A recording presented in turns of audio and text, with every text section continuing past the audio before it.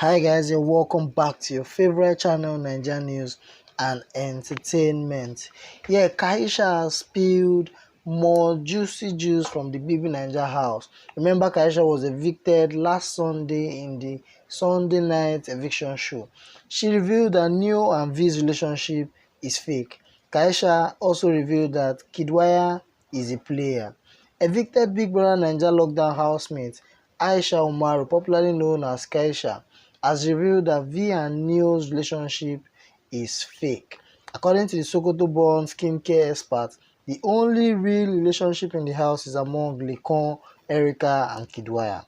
She further explained that Lekon truly likes Erica, but Erica, on the other hand, likes Kidwaya, who is a player. Kaisha also said that Ozo likes Nengi, but Nengi doesn't have feelings for him. Kaisha made this known in an interview with the show's Ebuka Obi Uchendu.